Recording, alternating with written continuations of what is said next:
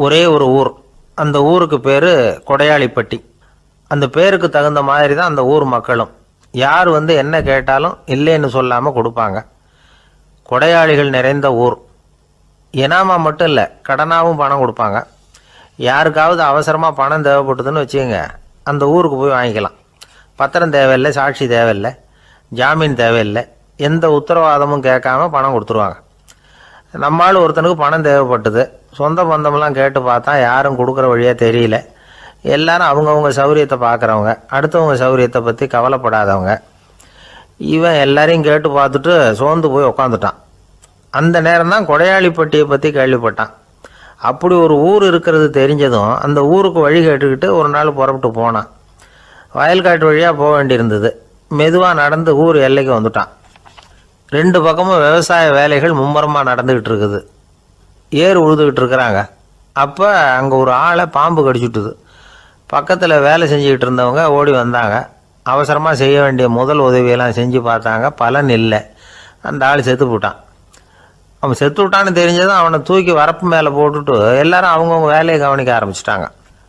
அங்கே ஒரு ஆள் இவனை பார்த்து சொன்னான், ஐயா, நீங்கள் போகிற வழியில் இவன் சொந்தக்காரன், இவனுக்கு சோறு கொண்டுகிட்டு வருவான், இவன் இங்கே செத்துட்டான்னு அவங்ககிட்ட சொல்லிவிடுங்க அப்படின்னா. இவனுக்கு ரொம்ப ஆச்சரியம். என்னடா இது, பாம்பு கடிச்சுட்டுதுன்னதும் பதறி அடிச்சுக்கிட்டு ஓடி வந்தாங்க, செத்துட்டான்னதும் பேசாமல் தூக்கி போட்டுட்டு போயிட்டாங்க அப்படின்னு நினச்சிக்கிட்டே நடந்து போகிறான். எதிரில் சோறு கொண்டுக்கிட்டு ஒரு ஆள் வந்தான். இவன் விவரத்தை சொன்னான். அங்கே அவங்க சொந்தக்காரன் பாம்பு கடிச்சு செத்து போட்டான் அப்படின்னா. அவன் கொஞ்ச நேரம் அமைதியாக நின்னான். அதுக்கப்புறமா அங்கேயே வரப்பில் உட்காந்து கொண்டுகிட்டு வந்த சோத்தை தானே சாப்பிட்டு முடித்தான். பேசாமல் எழுந்திரிச்சு திரும்பி போயிட்டான். கொஞ்சம் கூட பதறல, அழலை. இப்படியும் ஒரு ஊரா அப்படின்னு நினச்சி ஆச்சரியப்பட்டுக்கிட்டே இவன் ஊருக்குள்ளே போனான். ஒரு பெரிய மனுஷனை பார்த்து பணம் கேட்டான். அவரும் இவனோட பேரையும் ஊரையும் மட்டும் விசாரிச்சுக்கிட்டு தேவையான பணத்தை கொடுத்துட்டார். பணத்தை வாங்கிட்ட பிறகு தன்னுடைய மனசை அரிச்சிக்கிட்டு இருந்த அந்த விஷயத்தை பற்றி கேட்டான். ஐயா, வழியில் ஒருத்தன் செத்துட்டான், அவனை அப்படியே தூக்கி வரப்பில் போட்டுட்டு எல்லாரும் வயல்வெளி வேலைகளை பார்த்துக்கிட்டு இருக்கிறாங்களே அப்படின்னா. இதுக்கு அந்த பெரியவர் சொன்னார், ஆமாம், அப்படி தான் செய்வோம். வேலை முடிஞ்சு வீட்டுக்கு திரும்புகிறப்போ அவனை தூக்கிட்டு வந்து அடக்கம் பண்ணிடுவோம் அப்படின்னார். ரொம்ப ஆச்சரியமாக இருக்கே அப்படின்னா. ஏன் உங்கள் ஊரில் யாராவது செத்துட்டா என்ன பண்ணுவீங்க அப்படின்னு கேட்டார். என்ன இப்படி கேட்குறீங்க, எங்கள் ஊரில் எல்லாம் பணத்தை தூக்க விட மாட்டாங்க, ஒப்பாரி வைப்பாங்க, கட்டி புரண்டு அழுது புலம்பி தீர்த்துருவாங்க அப்படின்னா. இவன் பெரியவர் பார்த்தார். அவங்ககிட்ட கொடுத்த பணத்தை லபக்குன்னு பறிச்சுக்கிட்டார். திருப்பி வாங்கிட்டார். இவன் பதறி போய் நிற்கிறான். அவர் சொன்னார், பணத்தையே விட மாட்டேன்னு கட்டுப்பிடிச்சி அழுதா நான் கொடுத்த பணத்தை மட்டும் எப்படி திருப்பி கொடுக்க போகிறேன், போயிட்டு வா அப்படின்னு விரட்டி விட்டாரான். இந்த கதையை நண்பர் ஒருத்தர் சொன்னார். கதை வேடிக்கையாக தெரிஞ்சால் கூட இதில் கருத்து உண்டு. பணம் பிணம் இது ரெண்டையுமே விடுறதுக்கு அவ்வளவு சுலபமாக மனம் வர்றதில்லை. இந்த ரெண்டு விஷயங்கள்லேயும் அறிவார்ந்த செயல்பாடு தேவை. ஒரு பேருந்து மரத்தில் மோதி விட்டுது. எல்லாரும் அடிபட்டு முனைகிட்டு கிடக்கிறாங்க. டிரைவர், கண்டக்டர் இவங்களுக்கும் அடி. அவங்களும் ஒரு பக்கம் கிடக்கிறாங்க. ஒரு மூலையில் கிடக்கிற ஒருத்தன் மெதுவாக முக்கி முனகி கண்டக்டர்னு சத்தம் போடுறான். கண்டக்டர் மெதுவாக நகர்ந்து அவங்ககிட்ட போய் என்னன்னு விசாரிக்கிறார். அவன் ரொம்ப சிரமப்பட்டு வாயை திறந்து ஒரு 15 காசு சில்லற பாக்கி அப்படின்னானான். ஒரு பெரிய காடு. அந்த காட்டுக்கு மத்தியில் ஒரு ஆசிரமம். அங்கே ஒரு முனிவர் இருந்தார். பல இடங்கள்லேருந்து வர்ற குழந்தைகளுக்கு அவர் வந்து பாடம் சொல்லி கொடுத்துக்கிட்டு இருக்கிறார். ஏழை பணக்காரர் அப்படிங்கிற வித்தியாசம்லாம் கிடையாதுங்க. எல்லாரும் அவர்கிட்ட தங்கள் பிள்ளைகளை வந்து அனுப்பி வச்சாங்க. மன்னர்களுடைய பிள்ளைங்க கூட அங்கே அவர்கிட்ட தான் படிக்கிறதுக்கு வருவாங்க. ஆனால் அந்த முனிவரை பொறுத்த வரைக்கும் எல்லா பிள்ளைங்களும் ஒன்று தான். இது யார் வீட்டு பிள்ளைன்னெல்லாம் பார்க்க மாட்டார். எல்லாரும் சமம். மாணவர்கள்லாம் அங்கேயே மாத கணக்கில் வருஷ கணக்கில் தங்கியிருந்து பாடம் கற்றுக்கிட்டு போகிறது வழக்கம். அவராக பார்த்து போன்னு சொல்கிற வரைக்கும் அங்கேயே இருக்கணும், படிக்கணும். குருகுல வாசம். ஒரு சமயம் ஒரு ராஜகுமாரனும் அவர்கிட்ட வந்து படிச்சுக்கிட்டு இருந்தான். அவனுக்கு ஒரு 15 வயசு இருக்கும். சில வருஷம் கழித்து அந்த முனிவர் தன்கிட்ட இருக்கிற மாணவர்களுக்கெல்லாம் பரீட்சை வச்சார். அவங்களுடைய அறிவு முதிர்ச்சியை கணிக்கிறதுக்காக பல சோதனைகள்லாம் வச்சார். ஒவ்வொருத்தராக பார்த்து இனிமேல் நீங்கள் வந்து உங்கள் வீட்டுக்கு போகலாம் அப்படின்னு சொல்லி அனுப்பி வச்சுக்கிட்டு இருக்கிறார். எல்லாரும் போயிட்டாங்க. கடைசியாக மிஞ்சி இருந்தது ஒரே ஒரு மாணவன். அவனை மட்டும் வீட்டுக்கு அனுப்பலை. யார் அந்த பையன் தெரியுமா? அவன்தான் அந்த ராஜகுமாரன். ராஜகுமாரனுடைய தந்தைக்கு, அதுதான் இந்த ராஜாவுக்கு, அங்கே வயசு ஏறிக்கிட்டே போகுது. என்ன இது படிக்க போன பையன் இன்னும் திரும்பி வரலையே அப்படின்னு நினச்சார். வந்துட்டா சீக்கிரமாக அவனுக்கு பட்டம் கட்டிவிட்டு நாம் விலகிக்கலாமே அப்படின்னு நினச்சார். கல்யாணம் வேறு பண்ணி பார்க்கணும் பையனுக்கு. ஆனால் பையன் வர்ற வழியை காணும். ராஜா பார்த்தார். சரி, நேர்லேயே போய் என்னன்னு தெரிஞ்சுட்டு வந்துடுவோம் அப்படின்னு காட்டுக்கு புறப்பட்டார். அங்கே போய் முனிவரை பார்த்தார். முனிவர் இவரை அன்பாக வரவேற்று உட்கார வச்சார். அதுக்கப்புறம் ராஜா மெதுவா, எல்லாரையும் வீட்டுக்கு அனுப்பி வச்சுட்டிங்களாமே, ஏன் பிள்ளைய மட்டும் அப்படின்னு சொல்லி மெதுவாக இழுத்தார். முனிவர் இதுக்கு உடனே பதில் சொல்லலை. ராஜாவை கூப்பிட்டுட்டு போய் விருந்தினர் குடிசையில் தங்க வச்சார். அதுக்கப்புறம் சொன்னார், உங்கள் மகன் எல்லா பாடங்கள்லேயும் முதல் இடம் வாங்கியிருக்கான். இப்படி முதலாவதாக வர்ற மாணவனுக்கு நாங்கள் இன்னொரு தேர்வு வைக்கிறது வழக்கம். அதுலேயும் அவன் முதலாவதாக வந்துட்டான்னா அவன் ஒரு பெரிய வித்வான் அப்படிங்கிற கௌரவத்தை அடைஞ்சிருவான் அப்படின்னார். அதாவது முனிவர் அப்படி சொல்கிறார். அப்படி சொல்லிவிட்டு போயிட்டார் அவர். ராஜா அங்கேயே தங்கிட்டார். ராத்திரி படுத்து தூங்கினார். காலையில் எழுந்திரிச்சு அந்த குடிசைக்கு வெளியில் வந்தார் பல்லு விளக்கிறதுக்காக. அந்த சமயத்தில் தூரத்தில் ஒருத்தன் ஒரு கையில் கோடாலியை வச்சுக்கிட்டு தலையில் ஒரு பெரிய விறகு கட்டை சுமந்துக்கிட்டு வந்துக்கிட்டு இருக்கிறது மாதிரி தெரிஞ்சுது. யாராவது விறகு வெட்டியாக இருக்கும் அப்படின்னு நினச்சார் ராஜா. கிட்ட வந்ததும் உத்து பார்க்குறாரு. பார்த்தா அது தன்னோட புள்ள. திகைச்சு போயிட்டார். என்ன இது, ஒரு ராஜகுமாரனை கூட இது மாதிரி வேலையெல்லாம் செய்ய சொல்கிறாங்களே அப்படின்னு நினச்சார். ராஜகுமாரன் விறகு கட்டை கொண்டுகிட்டு போய் கொல்லை பக்கம் வச்சான். அந்த சமயம் முனிவர் அங்கே வந்தார். என்ன மகனே, விறகு வெட்டிட்டு வந்துட்டியா? சரி, இப்போ ஒரு துடைப்பத்தை எடுத்துக்கோ, விருந்தினர் குடிசையின் வாசல் பக்கத்தை கூட்டி பெருக்கி சுத்தம் பண்ணு போ அப்படின்னார். அப்படியே செய்கிறேன் குருவே அப்படின்னு சொல்லிவிட்டு போனான். சுத்தம் பண்ண ஆரம்பிச்சிட்டான். ராஜா பார்த்தார் இதை. உடனே ஓடியாந்தார். மகனே, என்ன காரியம் பண்ணுற? துடைப்பத்தை கீழே போடுனார். இப்போ அந்த ராஜகுமாரன் சொல்கிறான், தந்தையே, இது என்னுடைய குருதேவரோட உத்தரவு. இங்கே நான் ஒரு மாணவன். இங்கே அரசனும் ஒன்று தான், ஆண்டியும் ஒன்று தான். குருதேவர் சொல்கிறத மறுக்காமல் செய்கிறது தான் எங்கள் கடமை அப்படின்னா. இந்த சமயம் முனிவர் அங்கே வந்தார். இவனை முதுகில் தட்டி கொடுத்தார். அப்புறம் ராஜா கிட்ட சொன்னார், அரசே, உங்கள் புள்ள எங்கள் கடைசி தேர்வுலையும் வெற்றி பெற்றுட்டான். பணிவு தான் மாணவர்களின் மிக உயர்ந்த குணம். குருநாதர் சொல்றது மனசுக்கு பிடிக்கலன்னா கூட மறுக்காம செய்யணும். அப்படி செய்யறதுனால எதை செய்யலாம் எதை செய்யக்கூடாது அப்படிங்கிற விவேகம் அவங்களுக்கு வந்துடும். செய்யக்கூடாததை கூட பெரியவங்க சொல்லிவிட்டா செஞ்சுதான் ஆகணும் அப்படிங்கிற பணிவு அவங்களுக்கு வந்துடும். இந்த குணம் வந்துட்டுதுன்னா அவங்க எத்தனை கடினமான வேலையா இருந்தா கூட ரொம்ப சுலபமாக செஞ்சு முடிச்சிருவாங்க. தூக்கத்திலேயும் அப்புறம் துக்கத்திலேயும் தோண்டு போட மாட்டாங்க. இந்த பணிவும் விவேகமும் அவங்கக்கிட்ட மன உறுதியை ஏற்படுத்தும். அந்த உறுதி உங்கள் பையனுக்கு வந்தாச்சு. இனிமேல் அவனை நீங்கள் அழைச்சிட்டு போகலாம். அவன் நிச்சயமாக பேரும் புகழும் பெறுவான் அப்படின்னார். ராஜா அவரை பார்த்து, குருதேவா, புரிஞ்சுக்கிட்டேன், என்னை மன்னிக்கணும் அப்படின்னாரு. அதுக்கப்புறம் மகனை அழைச்சிக்கிட்டு நாட்டுக்கு திரும்பி வந்துட்டார்.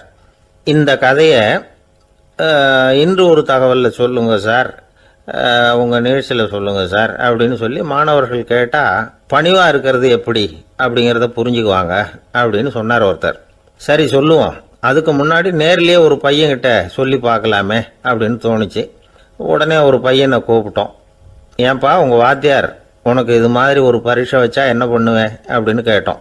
நானும் அப்படி தான் சார் நடந்துக்குவேன், விறகு வெட்டுவேன், தொடப்பத்தினால கூட்டி சுத்தம் பண்ணுவேன், உடனே செஞ்சு முடிச்சிருவேன் சார் அப்படின்னா. பலே பரவாயில்லையே அப்படின்னோம்.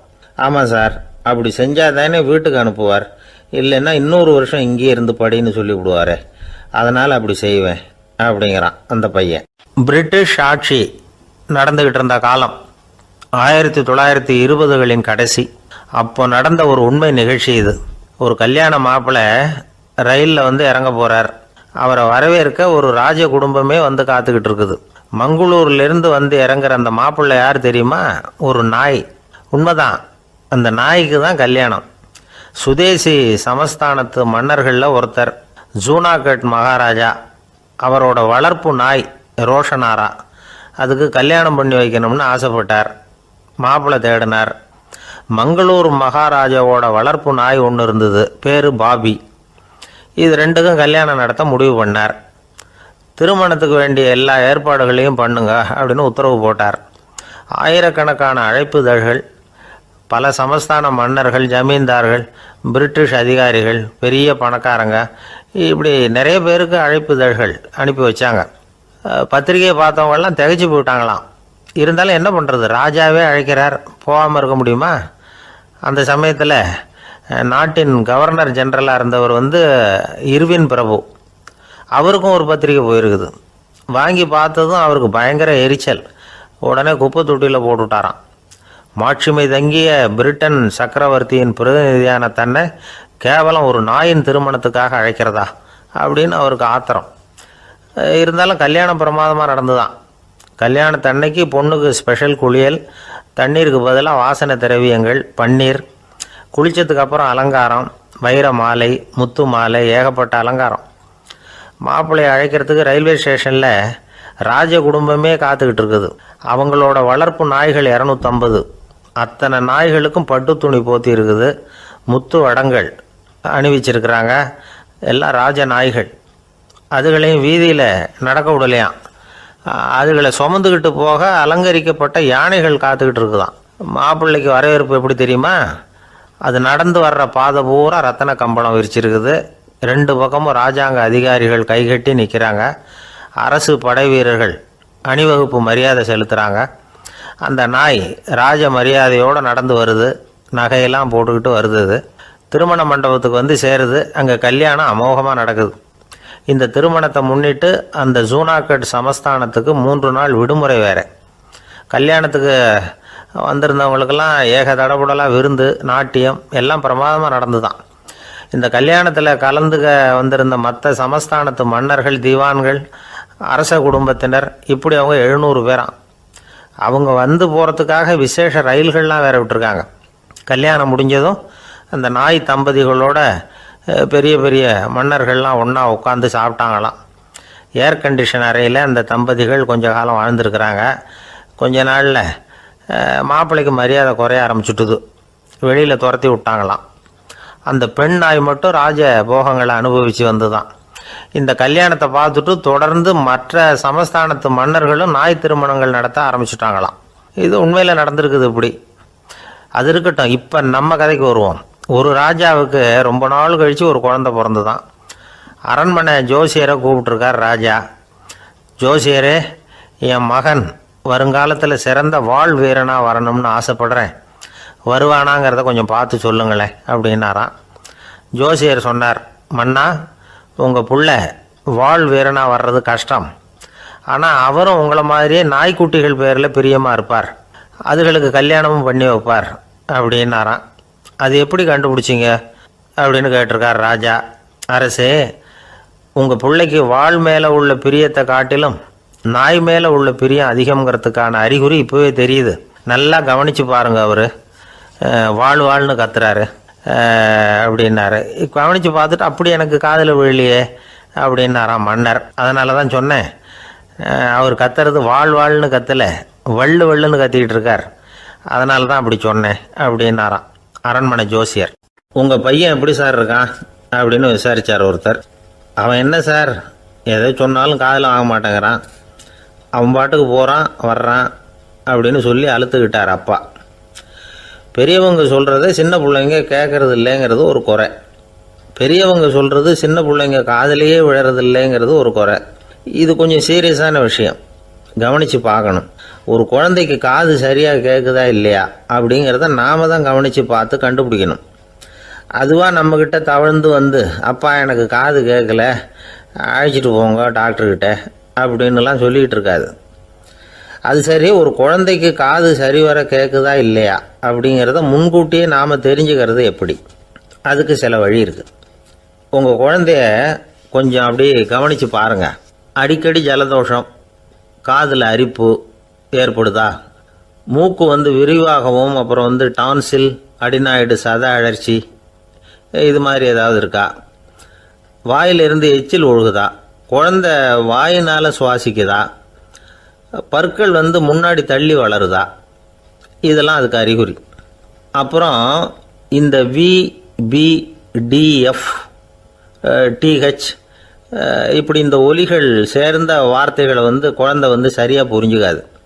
இப்போ உதாரணத்துக்கு பட்டுன்னு சொல்லு குழந்தை அப்படின்னீங்கன்னா அது வந்து கட்டுன்னு சொல்லும். அதாவது பட்டு சவுண்டை அதால் புரிஞ்சிக்க முடியல. அப்புறம் உங்கள் குழந்தை வந்து உங்களை உறக்க பேச சொல்கிறானா, அடிக்கடி கேள்வி கேட்குறானா, சாப்பிட்றப்போ கவனம் இல்லாமல் இருக்கானா, படிப்பில் போதுமான முன்னேற்றம் இல்லையா, வகுப்பில் சரியாக கவனிக்கிறது இல்லையா, இப்படிலாம் இருந்தால் ஆரம்பத்திலேயே டாக்டர்கிட்ட அழைச்சிட்டு போய் சிகிச்சையை வந்து ஆரம்பிச்சுடலாம், குணப்படுத்தி விடலாம். குழந்தைக்கு காது சரியாக கேட்கலன்னா நீங்கள் செய்ய வேண்டியது என்ன தெரியுமா? அவனுக்கு காது கேட்கலேங்கிறதுக்காக அவன் முன்னாடி சத்தம் போட்டு பேசக்கூடாது. மெதுவாக சீராக பேசணும், அவனை பார்த்து பேசணும். உங்கள் உதட்டு அசைவுகள் வந்து அவனுக்கு உதவும், அதை பார்த்தே புரிஞ்சுக்குவான். நீங்கள் வாயில் வெத்தலை பாக்கு போட்டுக்கிட்டோ புகை பிடிச்சிக்கிட்டோ பேசக்கூடாது. அப்படி பேசினா அவனால் அந்த உச்சரிப்பை சரியாக புரிஞ்சிக்க முடியாது. ஒரு வார்த்தையை சொல்கிறீங்க, அவனுக்கு புரியல அப்படின்னா அதே வார்த்தையை மறுபடியும் சொல்லணும். அவனுக்கு நீங்கள் முதல்ல சொன்ன வார்த்தை புரியலேன்னு நினச்சிக்கிட்டு மறுபடியும் திருப்பி சொல்கிறப்போ அதே அர்த்தம் வரக்கூடிய வேறு வார்த்தையை சொல்லக்கூடாது. இப்படிலாம் நடந்துக்கிட்டால் அவனுக்கு வந்து மன திடத்தை ஏற்படுத்த முடியும். இல்லைன்னா அவனுக்கு வந்து தாழ்வு மனப்பான்மை வந்துடும். குழந்தைக்கு காது கோளாறுன்னா ஆரம்பத்திலேயே டாக்டர்கிட்ட அழைச்சிட்டு போனால் போதும், குணப்படுத்தி விடலாம். அப்புறம் பார்த்துக்கலாமே அப்படின்னு அலட்சியமாக இருந்துட்டால் தான் கஷ்டம். சில பேர் கோபத்தில் சின்ன பிள்ளைங்க காதை பிடிச்சி திருகிறது உண்டு. இது ரொம்ப தப்பு. காது கையோடு வந்துட்டால் என்ன பண்ணுறது? ஒரு வேடிக்கை கதை, அது கதை தான், நிஜமாக நடந்ததில்லை, அது மாதிரி நடக்கவும் நடக்காது. ஒரு வேடிக்கைக்காக சொல்லப்படுற கதை. அதாவது ஒரு வீட்டில் அப்பா வந்து அம்மாவை பார்த்து சொல்லிகிட்டு இருக்கார், இதை பாரு, நாளைக்கு காலையில் என்னை சீக்கிரம் எழுப்பி விட்ரு, நான் செங்கல்பட்டு வரைக்கும் போயிட்டு வர வேண்டியிருக்கு அப்படின்னாராம். இதை அவங்க பையன் காதில் வாங்கிட்டு இருக்கான். அப்பாவுக்கு சிரமம் வேண்டாமே அப்படின்னு நினச்சி அவனே காலையில் யாருக்கும் தெரியாமல் எழுந்திரிச்சு புறப்பட்டு செங்கல்பட்டு போட்டான். சாயந்தரமாக திரும்பி வந்தான். அப்பா பையனை காணாமல் அலமோதிக்கிட்டு இருக்கிறார். சாயந்தரமாக பையனை பார்த்ததும் எங்கடா போயிட்டு வந்தேன்னு கேட்டார் கோவமாக. செங்கல்பட்டுக்கு போயிட்டு வந்தேப்பா, நீ வேணா அலைய வேண்டாமேன்னு அப்படின்னா. எதுக்கடா போனேன்னு அதட்டினார். அதான்ப்பா, நீ நேற்று வந்து அம்மா கிட்ட சொல்லிகிட்டு இருந்த, அதை காதில் வாங்கினேன், உனக்காக நான் போயிட்டு வந்தேன் அப்படின்னா. உடனே எந்த காதில் வாங்கினேன் அப்படின்னு சொல்லி காதை பிடிச்சி திருகினார். அந்த காது கையோடு வந்துட்டுது. இது நடந்து கொஞ்ச நாள் கழித்து அந்த அப்பாவும் பையனும் கடத்தெருவில் போய்கிட்டு இருக்கிறாங்க. எதிரில் ஒரு நாய் ஓடி வந்தது. அதுக்கு 2 காதும் இல்லை. என்ன இது, இந்த நாய்க்குட்டிக்கு 2 காதும் இல்லை அப்படின்னார் அப்பா. அதுக்கு பையன் சொல்கிறான், அப்பா அது 2 தடவை செங்கல்பட்டுக்கு போயிட்டு வந்துடுவோம் அப்படின்னானா. ஒரு அப்பாவுக்கு 2 பிள்ளைங்க. மூத்தவன் ரொம்ப அடக்கம், அப்பா எது சொன்னாலும் கேட்பான், பெரியவங்களுக்கு கீழ்ப்படிஞ்சு நடப்பான். இளையவன் அப்படி இல்லை, தான் நினச்சதை தான் சொல்லுவான் செய்வான். அடுத்தவங்க சொல்கிறத கேட்க மாட்டான், அடங்கி நடக்க மாட்டான். இந்த 2 பேரில் யாரை வந்து உங்களுக்கு பிடிக்கும்? பெரியவனை தான் பிடிக்கும், ஏன்னா அவன் தான் சொல்கிற பேச்சை கேட்குறவன் அப்படின்னு சொல்லுவீங்க. ஆனால் ஒரு ஞானி என்ன சொல்கிறார் தெரியுமா? ஒரு குழந்தை அதன் அறிவுக்காக மதிக்கப்பட வேண்டுமே தவிர அதனுடைய கீழ்ப்படியும் தன்மைக்காக அல்ல அப்படிங்கிறார். நம்ம குழந்தைகளை வந்து சுயமாக சிந்திக்கிறதுக்கு நாம் விடுறதில்ல, மற்றவங்களை பார்த்து காப்பி அடிக்கிறதுக்கு தான் நாம் அவங்களுக்கு கற்றுக் கொடுக்குறோம். புகழ்பெற்ற மனிதர்கள் சிலருடைய பேரை சொல்லி நீயும் அவர் மாதிரி ஆகணும், இவர் மாதிரி ஆகணும் அப்படின்னு சொல்லிகிட்டே இருக்கிறோம். குழந்தைகள் வந்து தங்களுடைய தனித்தன்மையை வளர்த்துக்கிறதுக்கு நாம் தடையாக இருக்கிறோம். ஒரு குழந்தைகிட்ட அனாவசியமாக வந்து நம்பிக்கையை வளர்த்துடக்கூடாது, எந்த கோட்பாட்டையும் திணிக்கக்கூடாது. நாம் ஏற்கனவே அர்த்தமில்லாத கருத்துக்களையும் கொள்கைகளையும் மனசில் போட்டு நிரப்பி வச்சுருக்கிறோம். இந்த உலகத்துக்கு புதுசாக வந்து சேர்ந்திருக்கிற ஒரு குழந்தையின் தூய்மையான மனசில் நம்ம கருத்துக்களை அறிமுகம் செய்ய அல்லது திணிக்கிறதுக்கு நமக்கு எந்த அதிகாரமும் கிடையாது. ஒரு குழந்தைய நீ இந்த மதத்தை சேர்ந்தவன் அப்படின்னு பிறந்ததுமே ஒரு முத்திரை குத்தி விடுறோம். இது அதோட சுதந்திரத்தை ஆரம்பத்திலேயே கிள்ளி எறிகிறது மாதிரி தான். நீங்கள் ஒரு மதத்தின் வழிமுறைகளை கடைப்பிடிச்சிக்கிட்டு வர்றீங்க, அந்த வழியில் போய்கிட்டு இருக்கிறீங்க, சரி, அதனால் போகிறீங்க. அதுக்காக உங்கள் குழந்தையையும் அதே வழியில் தான் வரணும் அப்படின்னு கட்டாயப்படுத்துறதுக்கு உங்களுக்கு என்ன உரிமை இருக்குது? அந்த குழந்தை சுயமாக சிந்திச்சு ஒரு முடிவுக்கு வரட்டுமே, அதுக்கு நீங்கள் ஏன் தடையாக இருக்கிறீங்க? நமக்கு உண்மையிலேயே நம்ம குழந்தை மேலே அன்பு இருந்தால் இது மாதிரி திணிப்பு வேலைகளை செய்யக்கூடாது. திணிப்பு வேலைகளிலிருந்து குழந்தைகளை காப்பாற்றினா போதும். அதுதான் ரொம்ப முக்கியம். அடுத்த தலைமுறை அற்புதமான தலைமுறையாக உருவாகும். நாம் தான் சாதி மத சங்கடங்களில் மாட்டிக்கிட்டு தவிக்கிறோம். அவங்களாவது சாதி மத வேறுபாடு இல்லாத சமுதாயத்தை பார்க்கட்டுமே, அந்த சௌகரியங்களை அனுபவிக்கட்டுமே. அதுக்கு நாம் என்ன செய்யணும்னா ஒன்றும் செய்யாமல் இருந்தால் போதும். ஒரு குழந்தைகிட்ட நம்ம கருத்தை திணிக்கும் பொழுது என்ன ஆகுது தெரியுமா? அது அவனை அவங்ககிட்ட இருந்தே அப்புறப்படுத்தி விடுது. அவனுடைய தனித்தன்மையை அழிச்சுடுது. அவனை ஒரு எல்லைக்குள்ளே திணிச்சுடுது. இதெல்லாம் அன்புங்கிற பேரால் பெற்றோர்கள் செய்கிற தப்பு. இதெல்லாம் கேட்டுக்கிட்டு இந்த காலத்தில் அப்பா ஒருத்தர் சொன்னார், நான் கருத்துக்களை எல்லாம் என் பையன்கிட்ட திணிக்கிறது இல்லைங்க, ஆனால் அதிகமாக சாப்பிட சொல்லி கட்டாயப்படுத்துவேன் அப்படின்னார். உங்கள் வீட்டு சமையல் அவ்வளோ நல்லா இருக்குமான்னு கேட்டாங்க. நல்லா இருந்தால் நான் ஏன் அவனை சாப்பிட சொல்லி கட்டாயப்படுத்த போகிறேன் அப்படின்னார். ஒரு ஊரில் ஒரு மன்னன் இருந்தான், கொடுங்கோல் மன்னன். நிறைய தொந்தரவு பண்ணிக்கிட்டு இருந்தான். அவன் ஒரு தடவை என்ன பண்ணான் தெரியுமா? ஒரு தப்பும் பண்ணாத ஒரு இளைஞனை பிடிச்சி ஜெயிலில் அடைச்சுட்டான். அந்த பையனோட சொந்தக்காரங்கள்லாம் ராஜா கிட்ட போனாங்க. அவன் ஒரு தவறும் பண்ணலை, அவனை விடுதலை பண்ணுங்க அப்படின்னு கெஞ்சி கேட்டுக்கிட்டாங்க. மன்னன் யோசனை பண்ணான். அந்த இளைஞனை கூப்பிட்டுக்கிட்டு வர சொன்னான். அவனை கொண்டாந்து ராஜா முன்னாடி நிறுத்தினாங்க. இதை பாருப்பா, உன்னை நான் விடுதலை பண்ணுவேன், ஆனால் ஒரு கண்டிஷன். அந்த நிபந்தனையை நீ நிறைவேற்றினா உனக்கு விடுதலை அப்படின்னா மன்னன். சரின்னு ஒத்துக்கிட்டான் பையன். மன்னன் கண்டிஷன் என்னங்கிறத சொன்னான். உங்ககிட்ட ஒரு செம்மறி ஆட்டை கொடுக்க போகிறேன், 1 மாதத்துக்கு அதுக்கு தேவையான தீனியையும் கொடுக்க போகிறேன். 1 மாதம் கழித்து அந்த ஆட்டை எடை போட்டு பார்ப்பேன். அந்த ஆட்டின் எடை கொஞ்சம் கூட கூடி இருக்கக்கூடாது. எடை கூடி இருந்தால் உனக்கு விடுதலை கிடையாது. என்ன சொல்கிற அப்படின்னா. பையனுக்கு ஒன்றும் புரியல, பயமாக போயிட்டுது. குழம்பிக்கிட்டே நின்றுக்கிட்டு இருக்கிறான். சரி, ஒரு நாள் டைம் தரேன், நல்லா யோசனை பண்ணி பார்த்துட்டு நாளைக்கு உன் முடிவை சொல்லு அப்படின்னா மன்னன். பையன் கவலையோடு வெளியில் வந்தான். அங்கே ஒரு பெரியவர் நின்றுக்கிட்டு இருந்தார். அவர்கிட்ட விஷயத்தை சொன்னான். அந்த பெரியவர் இந்த பையனுக்கு காதோட காதாக ஒரு வழியை சொல்லி கொடுத்தார். அதை கேட்டதும் பையன் மறுபடியும் மன்னன் முன்னாடி நின்னா, உங்கள் நிபந்தனையை ஏற்றுக்கிறேன்னு சொன்னான். மன்னன் ஒரு ஆட்டுக்குட்டியையும் அதுக்கு 1 மாதத்துக்கு தேவைப்படுற தீவனத்தையும் கொடுக்கும்படியாக உத்தரவு போட்டான். கொடுத்தாங்க, ஓடிட்டு போயிட்டான். 1 மாதம் தினமும் தவறாமல் அந்த தீவனத்தை ஆட்டுக்குட்டிக்கு போட்டுக்கிட்டு இருக்கிறான். 1 மாதம் கழித்து அந்த ஆட்டை அரண்மனைக்கு ஓட்டிகிட்டு போனான். மன்னன் அதை எடை போட்டு பார்க்குறான், எடை கூடவே இல்லை, அப்படியே தான் இருக்குது. உடனே போட்ட நிபந்தனைப்படி அந்த இளைஞனை விடுதலை பண்ணிவிட்டான். சரி, ஆட்டுக்கு எடை கூடாமல் இருக்கிறதுக்கு அந்த பெரியவர் சொல்லி கொடுத்த யோசனை என்ன அப்படின்னா, அது வேற ஒன்றும் இல்லை. அந்த ஆட்டுக்கு எதிரில் அது கண்ணில் படுற மாதிரி ஒரு ஓநாயை கட்டி போட சொன்னார். அவ்வளவுதான். ஆட்டுக்கு ஓநாய்ங்கிறது பிறவி பகை. ஓநாயை பார்த்தா ஆடு நடுங்க ஆரம்பிச்சிடும், அவ்வளவு பயம். தினமும் அந்த ஆடு பயந்துக்கிட்டே தேனி சாப்பிட்டுது, எடை கூடல. அதுதான் ரகசியம். இது சின்ன பிள்ளைங்களுக்கான ஒரு கதை. இதிலேருந்து தெரிஞ்சிக்க வேண்டிய உண்மை என்னென்னா, நாமெல்லாம் சாப்பிட்றப்ப மனசும் உடம்பும் அமைதியாக இருக்கணும். அப்போ தான் அது உடம்புல ஒட்டும். அவசரத்துலேயும் பயத்துலையும் சாப்பிட்டா அது சரியாக ஜீரணமாகாது. இன்னொரு ராஜா இருந்தார். அவரும் ஒரு இளைஞனை ஜெயிலில் அடைச்சி விட்டார். விடுதலை பண்ணணும்னா ஒரு கண்டிஷன்னார். என்னன்னு கேட்டான். ஒரு ஆட்டுக்குட்டியை அவன் முன்னாடி கொண்டாந்து நிறுத்துவேன், நீ அதுக்கிட்ட ஒரு கேள்வி கேட்கணும், அதுக்கு சரியான பதிலை சொல்லணும். அப்படி செஞ்சுட்டா உனக்கு விடுதலைன்னார். இளைஞன் யோசனை பண்ணி பார்த்தான்.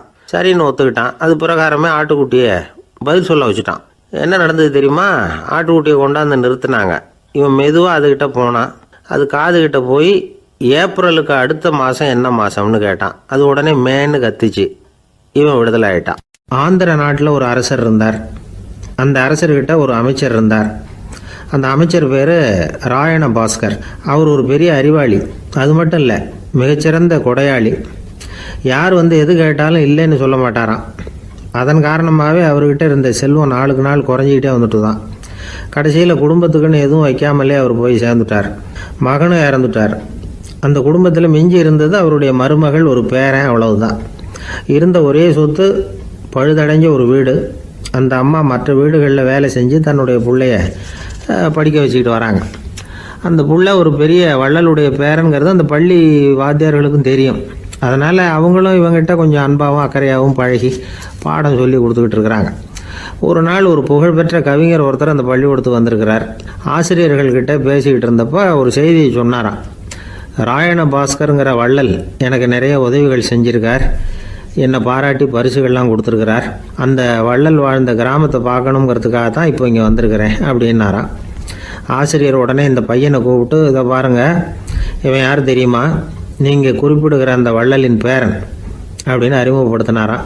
கவிஞரின் கண்களில் ஆனந்த கண்ணீர். அந்த பரவச நிலையிலேயே அந்த வள்ளலை பற்றி கவி பாட ஆரம்பிச்சுட்டாராம். இந்த சின்ன பையன் அதை கேட்டிருக்கிறான். உடனே என்ன பண்ணான் தெரியுமோ, தன் கையில் அணிஞ்சிருந்த ஒரு பொன் வளையலை கழட்டி அந்த கவிஞருக்கு பரிசாக கொடுத்துட்டானான். எல்லாருக்கும் ஆச்சரியம். தாத்தா இருக்கும் நிலையில் கொடுத்தார், பேரன் இல்லாத நிலையிலையும் கொடுக்குறான். பையனை எல்லாரும் பாராட்டினாங்களாம். இருந்தாலும் அவனுக்குள்ள ஒரு பயம் எதுவும் ஆரம்பமாச்சு. பள்ளிக்கூடம் விட்டு வீட்டுக்கு வரும்பொழுது அந்த பயம் இன்னும் அதிகமாயிட்டுது. அம்மா என்ன சொல்லுவாங்களோ தெரியலையே, ஏதோ திடீர்னு தோணிச்சு வளையல கட்டி கொடுக்கணும்னு கொடுத்துட்டோம். குடும்பம் இருக்கிற நிலையில் இப்படி நான் செஞ்சது தப்பா, வீட்டு செலவுக்கே அம்மா எவ்வளவு கஷ்டப்படுறாங்க, வீட்டுக்கு போனதும் என்ன நடக்குமோ தெரியலையே அப்படின்னு நினச்சி பயந்துக்கிட்டே அவன் வீட்டுக்குள்ளே அடி எடுத்து வைக்கிறான். அம்மா கூப்பிட்டு சாப்பாடு போட்டாங்க. அவங்க கண்ணில் படக்கூடாதுங்கிறதுக்காக ஒரு கையை பின்னாடி மறைச்சிக்கிட்டே இருந்தான். அம்மா இதை கவனிச்சிட்டாங்க. ஏய், உன் கையை ஏன் அப்படி வச்சிருக்கிற, உன் கைக்கு என்னாச்சு, ஏதாவது அடிபட்டு போச்சா அப்படின்னு கேட்டுக்கிட்டே கையை எடுத்து பார்க்குறாங்க. வளையல காணலை. வளையல் எங்கே அப்படின்னு கேட்குறாங்க. இவன் தயங்கிக்கிட்டே நடந்ததை சொல்கிறான். அதை கேட்டதும் அந்த அம்மாவோட முகம் கோபத்தால் சவுந்து போச்சான். முட்டாளே, என்ன காரியம் பண்ண அப்படின்னு கன்னத்தில் அரைஞ்சிட்டாங்களாம். அம்மா, என்னை அடிக்காத, ஏதோ தெரியாமல் தப்பு பண்ணிட்டேன் அப்படின்ட்டுருக்கான். மகனே, வளையலை கொடுத்ததுக்காக நான் உன்னை அடிக்கலை அப்படிங்க, பின்ன எதுக்கு அடித்தேன்னு கேட்டிருக்கான். உன் பாட்டனார் ஒரு பெரிய வள்ளல், அவர் எதையும் பாதி வேலையை செய்யறதில்ல, அவருடைய பேரை நீ அரைகுறை வேலை செஞ்சுட்டு வந்திருக்கிற அப்படின்னாங்களாம். என்னம்மா சொல்கிறேன்ருக்கான். நீ ஒரே ஒரு வளையலை மட்டும்தானே கட்டி கொடுத்துருக்குற, கொடுக்குறதா இருந்தால் ரெண்டையும் சேர்த்துல கொடுத்துருக்கணும், அதுதானே உங்கள் தாத்தாவுக்கு பெருமை அப்படின்னாங்களாம். அம்மா, தெரியாமல் இப்படி செஞ்சுட்டேன், உங்கள்கிட்டையும் அரை வாங்கிட்டேன் அப்படி இப்படின்னு அவன் சொல்லியிருக்கிறான். இப்போ அம்மா கொஞ்சம் இருங்க, அந்த கவிஞர் இன்னைக்கு நம்ம ஊரில் தான் தங்கியிருப்பார், நாளைக்கு காலையில் தான் அவர் எங்கே இருக்காருன்னு விசாரித்து இன்னொரு வளையலையும் கொடுத்துட்றேன் அப்படின்ட்டுருக்கான். மகனே, நல்ல செயல்களையெல்லாம் நாளைக்குன்னு ஒத்தி போடாத, நாளைக்கு என்ன நடக்குங்கிறது யாருக்கு தெரியும், இப்போவே போ, எங்கே இருக்காருன்னு பாரு அப்படின்ட்டுருக்காங்க. மகன் புறப்பட்டான். பள்ளி ஆசிரியர்கிட்ட போய் கேட்டானான் அந்த கவிஞர் எங்கே இருக்காருன்னு. அவர் சொன்னாராம். உடனே போய் அவர் இருக்கிற இடத்துல கதவை தட்டியிருக்கான். ராத்திரி நேரத்தில் இவனை கண்டதும் அவருக்கு ரொம்ப ஆச்சரியம். இவன் இன்னொரு கை வளையலையும் எடுத்து நீட்டியிருக்கான். அவர் திகைச்சு போய் நிற்கிறார். அவரால் என்ன பண்ணுறதுன்னே தெரியல. ஆனந்த கண்ணீர். இது பெரியவர்கள் கூற கேட்ட ஒரு வரலாறு. இன்னைக்கு இப்படிப்பட்டவங்களை பார்க்க முடியுமா? வறுமை வள்ளல் தன்மையை ஒன்று செய்து விடாதுங்கிறதுக்கு இது ஒரு உதாரணம். ஒருத்தன் இன்னொருத்தனை பார்த்து கேட்டானா, எங்கள் தாத்தா உங்கள் தாத்தாவுக்கு 100 ரூபா கடன் கொடுத்துருக்கிறார், அதை எப்போ திருப்பி கொடுக்க போகிறேன்னு. கவலைப்படாத, எங்கள் பேரன் அதை உங்கள் பேரன்ட்ட திருப்பி கொடுத்துருவான் அப்படின்னு நானான் அவன். எனக்கு வாழ்க்கையே வெறுத்து போச்சு சார் அப்படின்னு சொல்லிட்டு ஒருத்தர் வந்தார். கொஞ்ச நேரம் பேசினதுக்கு அப்புறம் அவர் அப்படி சொல்லியிருந்தா அதில் ஒரு அர்த்தம் இருந்திருக்கும். வர்றதுக்கு முன்னாடியே வாழ்க்கை வெறுத்து போச்சுன்னு சொல்லிட்டு வர்றார். என்ன சார் விஷயம்னு விசாரித்தோம். எங்கள் வீட்டில் தினம் 3 வேளையும் ஒரே மாதிரி சாப்பாடு சார், வித்தியாசமே கிடையாது. இப்படியே 3 மாதமாக சாப்பிட்டுக்கிட்டு இருக்கிறேன். அதை விட பட்டினி கிடந்து செத்துடலாம்னு தோணுது அப்படின்னார். ஒரு பெரியவர் சொன்ன தத்துவத்தை சொல்கிறதுக்கு ஆள் கிடைக்காம தவிச்சுக்கிட்டு இருந்தோம். இப்போ ஒருத்தர் கிடைச்சிட்டார். விட்டுலாமா, உடனே அவரை உட்கார வச்சு சொல்ல ஆரம்பிச்சிட்டோம். அதாவது நாம் அனுபவிக்கிற உணர்வுகளில் களிப்பு, மகிழ்வு, ஆனந்தம், இது 3க்கும் ஒன்றுக்கு ஒன்று வித்தியாசம் உண்டு. மேம்போக்காக பார்க்குறதுக்கு இது 3 ஒன்று மாதிரி தோணும். ஆனால் அது அப்படி இல்லை. களிப்புங்கிறது உடம்பை பொறுத்தது, மகிழ்வுங்கிறது மனசை பொறுத்தது, ஆனந்தம்ங்கிறது ஆன்மாவை பொறுத்தது. இப்படி இந்த 3 வகையான அந்த சுவைப்புகளின் தன்மையும் வேற வேற. இப்போ முதல்ல களிப்புங்கிறத எடுத்துக்குவோம். நம்ம புலன்களுக்கு களிப்பை தரக்கூடிய பொருள்களுக்கு சில விசேஷ குணம் உண்டு. அது எப்படின்னா, சீக்கிரமே சலிப்பை உண்டு பண்ணும். ஒருத்தர் அந்த பொருளை எடுத்துக்கிட்டா அது இன்னொருத்தருக்கு குறைஞ்சிரும். உணவு, உடை, இதெல்லாம் களிப்பை தரக்கூடிய பொருள்கள். இப்போ உதாரணத்துக்கு, ஒரு சாப்பாட்டு மேசையில் ஒரு பாத்திரத்தில் 10 இட்லி இருக்குது.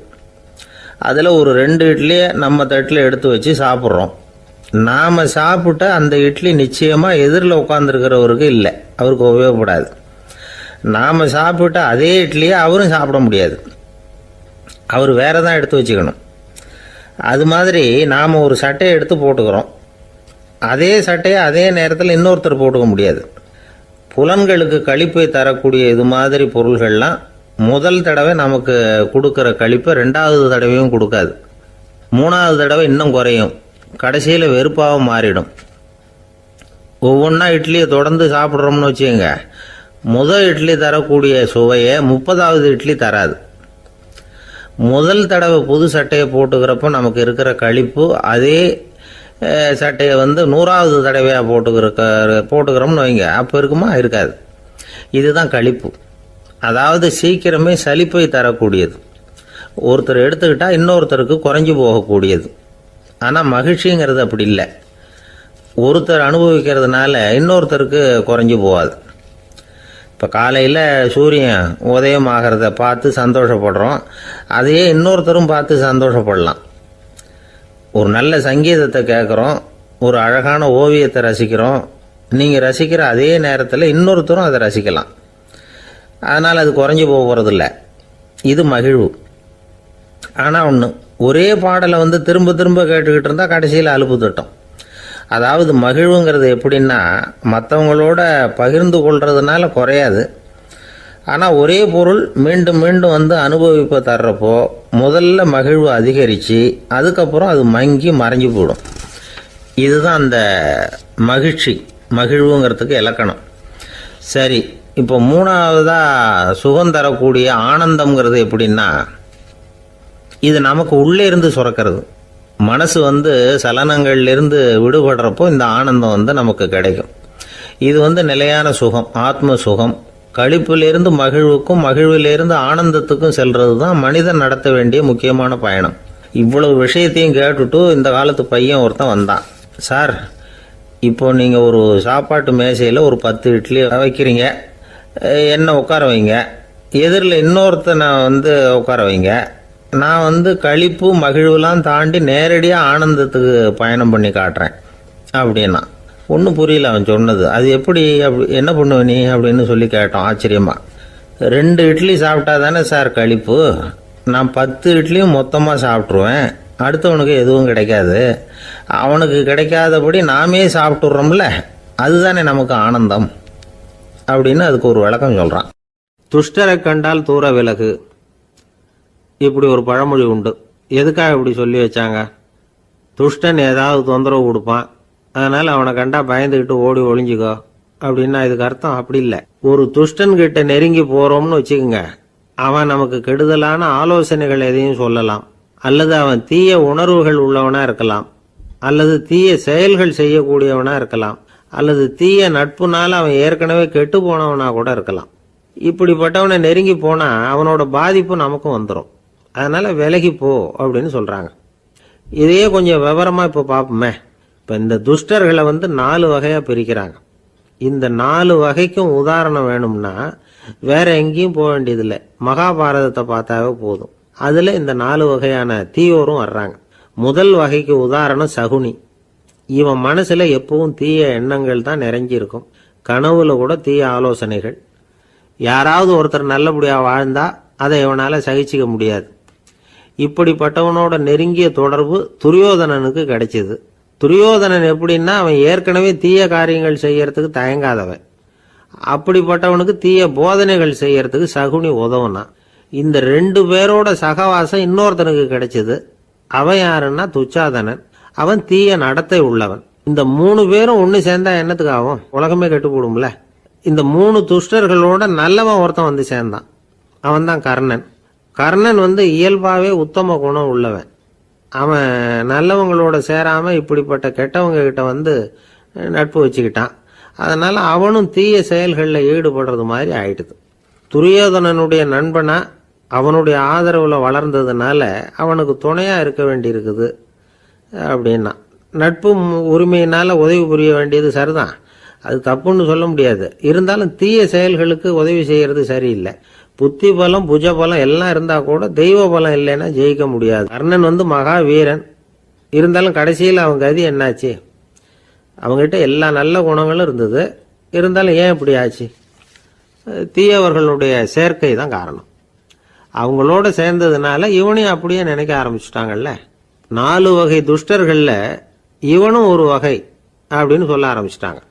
அதாவது தீய ஆலோசனைக்கு சகுனி, தீய உணர்வுகளுக்கு துரியோதனன், தீய செய்கைக்கு துச்சாதனன், தீய நட்புக்கு கர்ணன், இப்படி உதாரணமாயிட்டான். அதனாலதான் துஷ்டரை கண்டால் தூர விலகு அப்படின்னு சொன்னாங்க.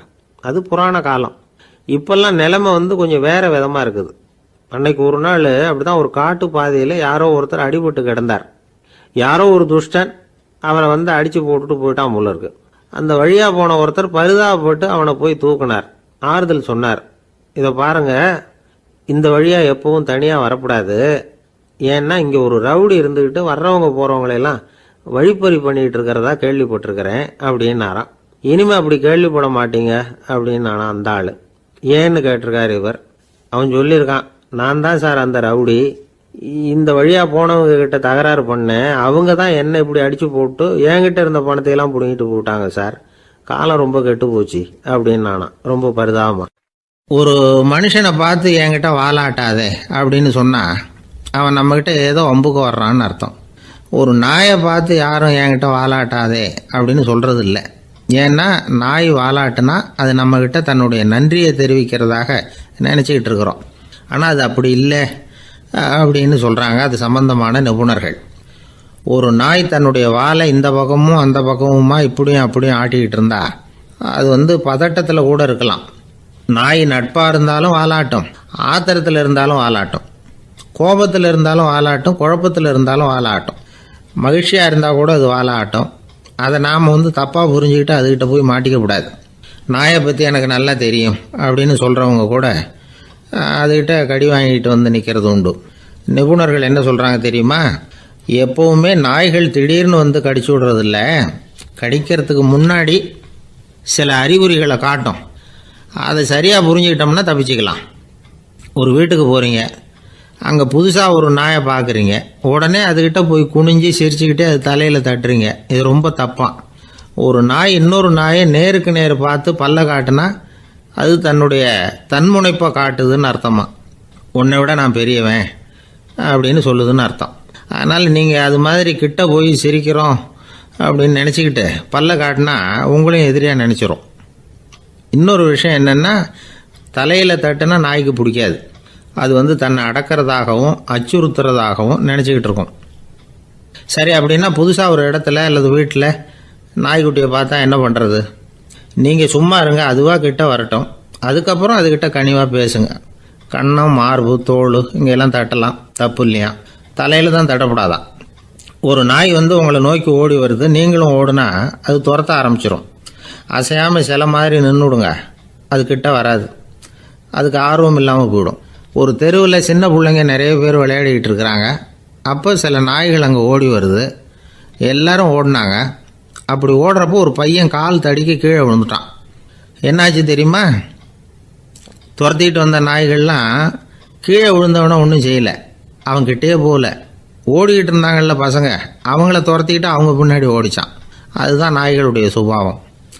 ஒரு நாய் நம்மளை நேருக்கு நேர் முறைச்சி பார்க்குதுன்னு வச்சுங்க, நாமளும் அதை முறைச்சி பார்க்கக்கூடாது. நாம் வேறு பக்கம் எங்கேயாவது பார்க்க ஆரம்பிச்சிடணும். ஒரு நாய் கோபமாக இருந்ததுன்னா அதோட வால் உறுதியாக நேராக நிற்கும். ஒரு நாய் பணிந்து போனால் அல்லது பயந்து போனால் அது தன்னோட வாலை காலுக்கு நடுவில் வச்சுக்கும். ஒரு நாய் நம்மளை பார்த்து பயந்து நிற்கிதுன்னு வச்சுங்க, அதனால் நமக்கு ஆபத்து இல்லைன்னு நினச்சிடக்கூடாது. உங்களை பார்த்துட்டு ஒரு நாய் ஒடுங்குச்சுன்னா நீங்கள் விலகி போயிடணும் அப்படின்னு அது நினைக்குது. நிறைய பேர் பயந்து போன நாயால் கடிபடுறாங்க. இவன் நம்மளை விட பெரிய ஆள், மாட்டிக்கிட்டோம், வேறு வழி இல்லை அப்படிங்கிற நினப்பில் தான் நாய் கடிக்க ஆரம்பிக்குதான். இதே மாதிரி சங்கிலியால் கட்டி போடப்பட்டிருக்கிற நாயும் ஆபத்தானது தான். தொடர்ந்து கட்டி போட்டிருந்தா காலப்போக்கில் அது ஒரு மாதிரி ஆகிடும்.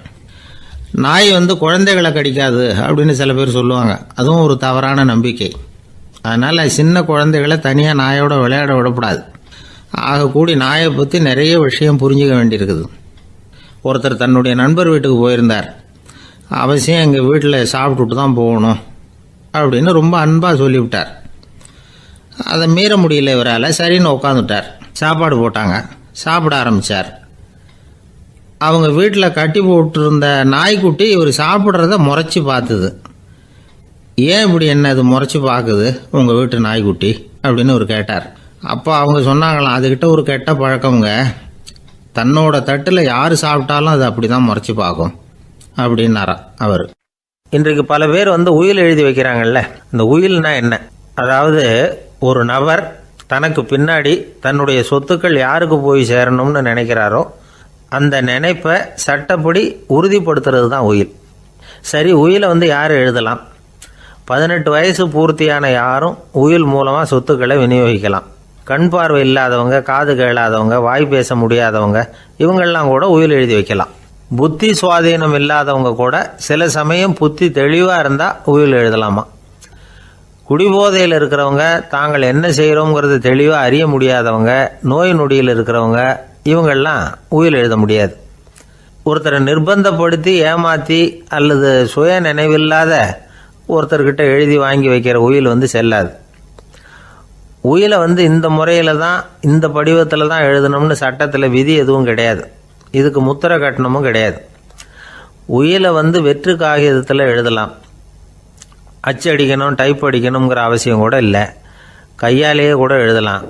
எழுதி இருக்கிறது புரியணும், அவ்வளவுதான். குறைந்தபட்சம் 2 சாட்சிகளை வச்சுக்கிட்டு உயில் எழுதுகிறவர் அதில் கையெழுத்து போடணும். கையெழுத்து போட தெரியாதுன்னா இடது கை பெருவிரல் ரேகை வைக்கலாம். உயில் சாசனத்துக்கு சாட்சிகள் கையெழுத்து இல்லைன்னாலும் அது செல்லாது. அப்புறம் ப்ரிவிலேஜ்டு வில் அப்படின்னு இருக்கு, அதுக்கு மட்டும் சாட்சிகள் தேவையில்லை. அது என்னென்னா, இந்த விமானப்படை, கப்பல் படை அல்லது யுத்தத்தில் பணிபுரியும் நபர்கள் அவங்கெல்லாம் இருக்கிறாங்க இல்லையா, அப்படிப்பட்டவங்க எழுதுகிற உயில் அது. அதுக்கு சில விசேஷ சலுகைகள் உண்டு. ஒருத்தர் முதல்ல ஒரு உயில் எழுதி வைக்கிறார், அதுக்கப்புறம் மனசு மாறி போகுது, அது வேணாம்னு நினைக்கிறார், ரத்து செஞ்சுடலாம். அதுக்கப்புறம் வேற உயிலும் எழுதலாம். உயிரோடு இருக்கிற வரைக்கும் எத்தனை தடவை வேணும்னாலும் உயில் எழுதலாம். கடைசியாக எழுதப்பட்ட உயில் சட்டப்படி சரியாக இருந்தால் அதுதான் அமலுக்கு வரும். சரி, எழுதுகிற உயிலை ரகசியமாக வச்சுருக்கிறது எப்படி? இது ஒரு கேள்வி. இதுக்கு என்ன செய்யணும்னா, ஒருத்தர் உயிலை எழுதினதுக்கு அப்புறம் அவர் தானாவோ அல்லது அங்கீகரிக்கப்பட்ட முகவர் மூலமாகவோ, அதாவது ஒரு ஏஜெண்ட் மூலமாகவோ, ஒரு கவரில் போட்டு சீல் வச்சு கவர் மேலே தன்னுடைய பெயரை எழுதி அல்லது அந்த ஏஜெண்ட் பெயரை எழுதி கவர் மேலே என்ன அடக்கம் செய்யப்பட்டிருக்கு, உள்ளே என்ன இருக்குது அப்படிங்கிற விவரம்லாம் எழுதி சார் பதிவாளர்கிட்ட ஒப்படைக்கலாம். இதுக்கு கட்டணம் உண்டு. அதுக்கப்புறம் எப்போ தேவைப்படுதோ அப்போ ஒரு மனு கொடுத்து அந்த கவரை திரும்ப வாங்கிக்கலாம். இப்போ எழுதுகிற உயிலை இவ்வளவு நாளுக்குள்ளே பதிவு செய்யணுங்கிற கால வரையறை உண்டா அப்படின்னு ஒரு கேள்வி வரலாம் இல்லையா? எப்போ வேணும்னாலும் பதிவு செய்யலாம். நம்மால் ஒருத்தர் ஒரு நாள் ரொம்ப அவசரமாக வந்தார்.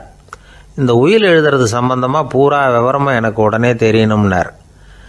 நான் உடனே அவரை வக்கீல் ஒருத்தர்கிட்ட அழைச்சிட்டு போனேன். இவர் அவர்கிட்ட எல்லா விவரமும் கேட்டு தெரிஞ்சுக்கிட்டார். ரொம்ப தேங்க்ஸ்ன்னு சொல்லிவிட்டு 2 பேரும் வெளியில் வந்தோம். அதுக்கப்புறம் இவர்கிட்ட கேட்டேன், ஆமாம் இவ்வளவு விவரமாக கேட்குறீங்களே, உங்களுக்கு எத்தனை பிள்ளைங்க சார் அப்படின்னு கேட்டேன்.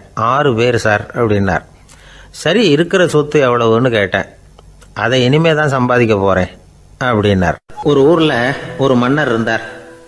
அழகான அரண்மனையில் அவர் இருந்தார். அந்த அரண்மனையை விட அழகாக ஒரு மாளிகையை அந்த ஊர்லேயே வேற ஒருத்தன் கட்டியிருந்தான். அப்படி கட்டி முடித்ததில் அவனுக்கு ரொம்ப பெருமை. எத்தனையோ செல்வந்தர்கள்லாம் பார்த்துட்டு, இந்த மாளிகையை விலைக்கு கொடுத்துட்றியா, எவ்வளவு விலை சொன்னாலும் சரி நாங்கள் வாங்கிக்கிறதுக்கு தயாராக இருக்கோம் அப்படின்னு சொல்லி கேட்டு பார்த்துட்டாங்க. நான் இதை விற்கிறதுக்கு தயாராக இல்லை அப்படின்னு சொல்லிவிட்டான். அவ்வளவு சிறப்பாக கலை அம்சத்தோடு அதை கட்டி முடிச்சிருக்கிறான். அதுவே ஒரு பெரிய அரண்மனை மாதிரி இருந்ததுன்னா பார்த்துங்களேன். சுற்றிலும் அழகான பூந்தோட்டம். ஒரு நாள் அவன் எங்கேயோ வெளியூர் போயிட்டு திரும்பி வந்துக்கிட்டு இருக்கிறான். அப்போது அந்த மாளிகை தீப்பெட்டி எரிஞ்சிக்கிட்டு இருக்கு. பதறி போட்டான். விலைக்கு கேட்டவங்க யாராவது இதை செஞ்சுருக்கணும், இல்லைன்னா மன்னரே செய்த சதியே என்னவோ, இப்படிலாம் அவனுக்கு சந்தேகம். ஒரு மூலையில் உட்காந்து அழ ஆரம்பிச்சிட்டான். அந்த சமயத்தில் அவனுடைய மகன் அங்கே ஓடி வந்தான். அப்பா அழாதீங்க, இதை நான் நேற்று ராத்திரியே நம்ம ஊர் மன்னருக்கு விற்றுட்டேன். இதை கட்டி முடிக்க நமக்கு எவ்வளவு செலவாச்சோ அதை போல் 3 மடங்கு விலைக்கு விற்றுட்டேன். கவலைப்படாதீங்க, இதை விட அழகான மாளிகையை நாம் புதுசாக கட்டிக்கலாம்னா. இதை கேட்டதும் அழுதுகிட்டு இருந்தவன் அழுகையை நிறுத்தினான். சிரிக்க ஆரம்பிச்சிட்டான். இதே இடத்த நான் மன்னர்கிட்ட இருந்து விலைக்கு வாங்குவேன், இதை விட அழகான மாளிகையை கட்டுவேன் அப்படின்னு சுற்றி நின்று எல்லார்கிட்டையும் சொல்லிக்கிட்டு இருந்தான். இந்த சமயத்தில் அவனோட இளைய மகன் ஓடி வந்தான். அப்பா, அண்ணன் சொன்னதெல்லாம் சரிதான், மன்னர்கிட்ட விலை பேசினதெல்லாம் உண்மைதான், ஆனால் விற்றது பேச்சு அளவில் தான். இனிமே தான் பத்திரம் வாங்கணும், எழுதணும், நீங்கள் கையெழுத்து போடணும், பதிவு பண்ணணும், மன்னர்கிட்ட பணம் வாங்கணும். அதுக்காகத்தான் உங்களை எதிர்பார்த்துக்கிட்டு இருந்தோம். அதுக்குள்ளே இப்படி ஆயிட்டுதுன்னா. இப்போ சிரிச்சுக்கிட்டு இருந்தாவன் சிரிப்பை நிறுத்தினான். மறுபடியும் குழந்தை மாதிரி அழ ஆரம்பிச்சுட்டான். இது ஒரு சம்பவம். இதிலிருந்து என்ன தெரியுது? அந்த அழகான மாளிகை தன்னுடையது அப்படின்னு நினைக்கும் பொழுது அவனுக்கு அழுகை வந்தது. அது தன்னுடையது இல்லை அப்படின்னு நினைக்கிற போது சிரிப்பு வந்தது. மறுபடியும் அது தன்னுடையது தான் அப்படிங்கிற உணர்வு வரும்பொழுது அழுகை. எது எதிலிருந்து நீ நீங்கி இருக்கிறாயோ அது அதிலிருந்து உனக்கு துன்பம் இல்லை அப்படிங்கிறார் திருவள்ளுவர். இந்த உடம்பு என்னுடையதில்லை அப்படிங்கிற உணர்வு வந்துட்டா அது ஒரு பெரிய நிலை. அந்த நிலை வரணும். எல்லாத்தையும் பயன்படுத்திக்கலாம், ஆனால் பற்றில் விழுந்துடக்கூடாது. உலகத்தில் இருங்கள், ஆனால் உலகத்தவராக இருக்காதீர்கள். உலகிற்குள் இருங்கள், உலகம் உங்களுக்குள் வந்துவிட அனுமதிக்காதீர்கள். விலகி இருங்கள், விழித்திருங்கள், மௌனமாய் பார்த்திருங்கள் அப்படிங்கிறது சான்றோர் கருத்து. செய்ய வேண்டிய கடமையிலிருந்து விலகி இருக்கிறவர்கள் நம்மகிட்ட நிறைய பேர் உண்டு. அப்படிப்பட்ட ஒருத்தர் டாக்டர்கிட்ட போனார். டாக்டர், நான் ஒரு கவர்மெண்ட் ஆஃபீஸில் வேலை பார்க்குறேன், எனக்கு ஒரே அசதியாக இருக்குது, என்னை சோதிச்சு பாருங்கள், ஆலோசனை சொல்லுங்கள் ஏதாவதுன்னார். டாக்டர் அவரை பரிசோதனை பண்ணி பார்த்துட்டு சொன்னார், இதை பாரு, உனக்கு இப்போ தேவைப்படுறது முழு ஓய்வு. நீ எவ்வளவு சீக்கிரமாக ஆஃபீஸுக்கு போறியோ அவ்வளவுக்கு உனக்கு நல்லது அப்படின்னாராம். ஒரு ஊரில் ஒரு ஆள் இருந்தான். கற்பனையிலேயே காலத்தை கடத்திக்கிட்டு இருந்தான். ஒரு நாள் ஒரு மரத்தடியில் உட்காந்துருந்தான். அவனுக்கு பசிக்கிற மாதிரி தெரிஞ்சுது. உடனே கற்பனையிலேயே சாப்பிட ஆரம்பிச்சிட்டான். அதாவது எதிரில் இலை போட்டு சாப்பாடு போடப்பட்டிருக்கிறதாகவும் அதை இவன் சாப்பிட்றதாகவும் நினச்சிக்கிட்டு கையை மட்டும் வாய்க்கும் தரைக்குமா அப்படியும் இப்படியும் கொண்டுகிட்டு போய் பாவனை பண்ணிகிட்டே இருக்கிறான். தூரத்தில் இருந்து பார்க்குறவங்களுக்கு இவன் ஏதோ பலமான விருந்து சாப்பிட்டுக்கிட்டு இருக்கிறான் அப்படின்னு தான் தோணும். அது மாதிரியே பண்ணிக்கிட்டு இருந்தான். அந்த வழியாக ஒரு சன்னியாசி வந்துக்கிட்டு இருந்தார். இவனை பார்த்தார். என்ன இவன் இப்படி பண்ணிகிட்டு இருக்கிறானே அப்படின்னு நினச்சாரு. கொஞ்ச நேரம் அவனையே உத்து பார்த்துக்கிட்டு இருந்தார். இவரை பார்த்ததும் அவன் இன்னமும் சுவாரஸ்யமாக சாப்பிட ஆரம்பிச்சிட்டான். அப்பப்பா, என்ன இது, இந்த குழம்பு இவ்வளவு காரமாக இருக்குது, என்னுடைய நாக்கே எரிஞ்சு போடும் போல இருக்க அப்படின்னு சொல்லிக்கிட்டு பக்கத்தில் ஒரு குவளையை எடுத்து தண்ணி குடிக்கிறது மாதிரி பாவனை பண்ணுறான். அப்பாடா, இப்போ கொஞ்சம் பரவாயில்ல அப்படின்னு சொல்லிக்கிட்டு குவளையை கீழே வைக்கிறது மாதிரி ஒரு பாவனை பண்ணுறான். சன்னியாசி பார்த்தார். என்னப்பா, சாப்பாட்டில் காரம் அதிகமோ அப்படின்னார். ஆமாம் சுவாமி, ஞாபகம் மறதியில் கொஞ்சம் மிளகாய் அதிகமாக சேர்த்துக்கிட்டேன் அப்படின்னா. சரி சாப்பிடு அப்படின்னு சொல்லிட்டார். அவன் சாப்பிட்டு முடிக்கிற வரைக்கும் பொறுமையாக உட்காந்துருந்தார். அவன் அப்பாடா அப்படின்னு சொல்லிட்டு மறுபடியும் தண்ணியை எடுத்து குடித்தான். எல்லாம் கற்பனையிலேயே. அதுக்கப்புறம் சன்னியாசி பேச ஆரம்பித்தார். இதை பாருப்பா, உன்னுடைய கற்பனையை நான் மெச்சுறேன், இருந்தாலும் உன் சாப்பாட்டில் ஒரு இனிப்பையும் வச்சுருக்கலாமே, ஏன் மிளகாயை அளவுக்கு அதிகமாக போட்டுவிட்டு அவஸ்தைப்படுறேன் அப்படின்னார். அவன் யோசிக்க ஆரம்பித்தான். அதுக்கப்புறம் இவர் சொன்னார், இதை பாருப்பா, இனிமேல உன்னுடைய கற்பனையும் உயர்ந்ததாக இருக்கட்டும் அப்படின்னு உபதேசம் பண்ணிவிட்டு போனார். எப்பவும் உயர்வை பற்றியே சிந்திக்கணும். உயர்வு கிடைக்கலன்னா கூட அப்படி சிந்திக்கிறத நிறுத்தப்படாது அப்படிங்கிறார் திருவள்ளுவர். உள்ளுவது எல்லாம் உயர் உள்ளல், மற்ற அது தள்ளினும் தள்ளாமை நேர்த்து. ஊக்கம் இல்லாமல் உலகத்தில் வாழ்ந்து பிரயோஜனம் இல்லை. அதனால் உயர்வாகவே சிந்திக்கணும். அது நம்மளை ஊக்கப்படுத்தும். இது பெரியோர் வாக்கு. இந்த உலகத்தில் கற்பனையிலேயே வாழ்கிற சில கஞ்சர்களும் உண்டு. அதாவது 2 கஞ்சர்கள், 2 பேரும் பக்கத்து பக்கத்து ஊரில் இருந்தாங்க. பொங்கல் சமயம். ஒரு கஞ்சன் தன்னுடைய மகனை கூப்பிட்டான். இதை பாருப்பா, பக்கத்து ஊரில் என்னுடைய நண்பன் ஒருத்தன் இருக்கிறான், அவனுக்கு பொங்கல் பரிசு ஏதாவது கொடுக்கணும், நான் ஒரு 4 ஆட்டுக்குட்டியை தரேன், நீ கொண்டுகிட்டு போய் கொடுத்துட்டு வந்துவிடுறியா அப்படின்னு கேட்டான். சரி, நான் புள்ள. ஒரு பைய கையில் எடுத்துக்கோன்னா. அவன் எடுத்துக்கிட்டான். இந்த ஆட்டுக்குட்டி பிடிச்சிக்கோ அப்படின்னு சொல்லி ஒவ்வொன்றா போடுறேன் பார் அப்படின்னு சொல்லிட்டு 1 2 3 4 அப்படின்னு எண்ணிக்கிட்டே வெறும் சைகையாலேயே ஆட்டுக்குட்டியை பிடிச்சி போடுறது மாதிரி பாவனை பண்ணிகிட்டு இருக்கிறான். அவன் பிள்ளையும் அதை ரொம்ப அக்கறையாக வாங்கிக்கிறது மாதிரி வாங்கிக்கிட்டு அந்த பையை தூக்கிக்கிட்டு அடுத்த ஊருக்கு போகிறான். இவன் அங்கே போய் சேர்ந்த நேரத்தில் அந்த கஞ்சன் ஊரில் இல்லை, எங்கேயோ வெளியில் போயிருக்கிறான். அவனோட புள்ள மட்டும்தான் வீட்டில் இருந்தான். இவன் அவன்கிட்ட, இதை பாரு, எங்கள் அப்பா உங்கள் அப்பாவுக்கு ஆட்டுக்குட்டி கொடுத்து அனுப்பியிருக்கிறாரு, பிடிச்சிக்கோ அப்படின்னு சொல்லி பாவனையிலேயே ஒவ்வொன்றா எடுத்து அவங்ககிட்ட கொடுத்துட்டான். அவனும் வாங்கிட்டான் வாங்கிறது மாதிரி. அப்புறம் சொன்னான், சரிப்பா, நானும் பதிலுக்கு ஏதாவது ஒன்றுகிட்ட கொடுக்கணும் இல்லையா, அதனால் அந்த பைய பிடி, ஒரு 10 எலுமிச்சம்பழம் தரேன், பதிலுக்கு அதை நீ எடுத்துகிட்டு போ அப்படின்னு சொல்லி கையாலேயே ஒவ்வொன்றா எடுத்து போடுறது மாதிரி பாவனை பண்ணிவிட்டான். அவனும் ரொம்ப நன்றி அப்படின்னு சொல்லிவிட்டு அதை வாங்கிட்டு போயிட்டான். கொஞ்ச நேரம் கழித்து வெளியில் போயிருந்த அப்பங்காரன் திரும்பி வந்தான். உள்ளே சொன்னான், அப்பா, உன்னோட நண்பர் அவருடைய மகன் மூலமாக உனக்கு 6 ஆட்டுக்குட்டி கொடுத்து அனுப்பியிருந்தார், நானும் பதிலுக்கு ஒரு 10 எலுமிச்சம்பழம் கொடுத்து அனுப்பியிருக்கிறேன் அப்படின்னா. எப்படிடா கொடுத்தேன்னு கேட்டார் அப்பா. இப்படி தான் கொடுத்தேன்னு சொல்லி சைகையிலேயே காட்டினான். இதை பார்த்து தான் அப்பங்காரனுக்கு பயங்கரமாக கோவம் வந்துட்டுது. பலார்னு அரைஞ்சுட்டான் பையனை. ஏன்ப்பா அரைஞ்ச? 10 எலுமிச்சம்பழம் கொடுத்துட்டேனே அப்படிங்கிறதுக்காகவா அப்படின்னு கேட்டான். அது கூட பரவாயில்ல, நீ காட்டுற சைகையை பார்த்தா ஆரஞ்சு பழம் சைஸுக்கு இருக்குதே, அவ்வளவு பெருசாக ஏன் கொடுத்த?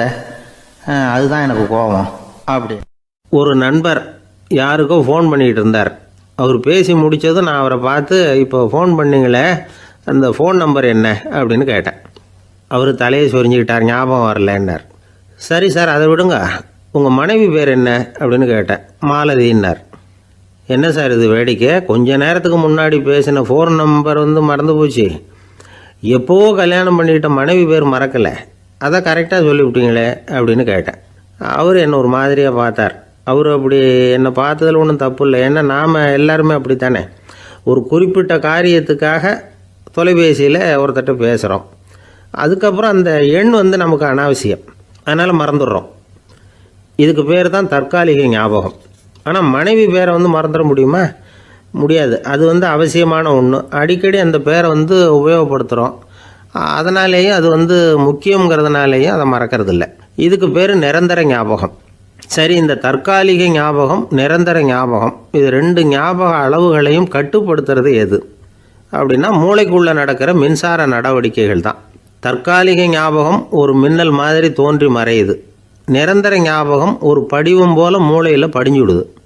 ஒரு சம்பவத்தின் பல பிரதிகள் மூளையில் பல்வேறு பகுதிகளிலேயும் படிகிறதுனால ஒன்று மறைஞ்சாலும் மறந்தாலும் இன்னொன்று மறையறதில்லை. இப்படிப்பட்ட நிலைமையில தான் இந்த தொண்டையில் இருக்கு, வாயில் வரமாட்டேங்குது சார் அப்படிமா. ஒருத்தருக்கு எந்த துறையில் ஆர்வமும் ஈடுபாடும் அதிகமோ அது சம்பந்தமான ஞாபக சக்தி அதிகமாக இருக்கும். தொழிலை விரும்புகிற ஒரு டெலிஃபோன் ஆப்ரேட்டருக்கு எண்கள்லாம் நல்ல ஞாபகம் இருக்கும். அது மாதிரி கவிஞர்களுக்கு வார்த்தைகள் நல்ல ஞாபகத்தில் இருக்கும். இது ஒரு பக்கம் இருந்தாலும் ஒரு மூளை எண்களை விட எழுத்துக்களை விட படங்களை ரொம்ப சுலபமாக ஞாபகத்தில் வச்சுக்குது. புரிஞ்சுக்கிற தன்மை, அனுபவம், புத்தி கூர்மை இது கூடி குறையிறத பொறுத்து ஞாபக சக்தியும் ஏறும் இறங்கும். இப்போ உதாரணத்துக்கு ஒரு பையனுக்கு படித்தது எதுவும் ஞாபகத்தில் இல்லைன்னா அவன் அதை சரியாக புரிஞ்சுக்கலைன்னு அர்த்தம். இந்த மறதிங்கிறது எந்த சமயத்தில் ஒரு பிரச்சனை ஆகுது தெரியுமா?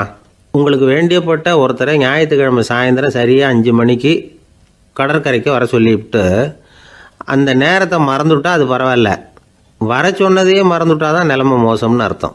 இப்படி இருந்தால் இது சிகிச்சை எடுத்துக்க வேண்டிய நிலைமைங்கிறத புரிஞ்சுக்கணும். ஆமாம், இதுக்கும் மருந்து இருக்குது. ஆனால் மூளை குறிப்பிட்ட அளவுக்கும் கீழே இயங்குறப்போவோ இன்னொன்று சொல்லுவாங்க, இந்த நியூரோ டிரான்ஸ்மிட்டர் அப்படின்னு சொல்லுவாங்க. அப்படிங்கிற மூளை ரசாயனம் ரொம்பவும் குறைஞ்சி போகிறப்போ மட்டும்தான் உபயோகப்படும். டாக்டர் என்ன சொல்கிறாங்க தெரியுமா?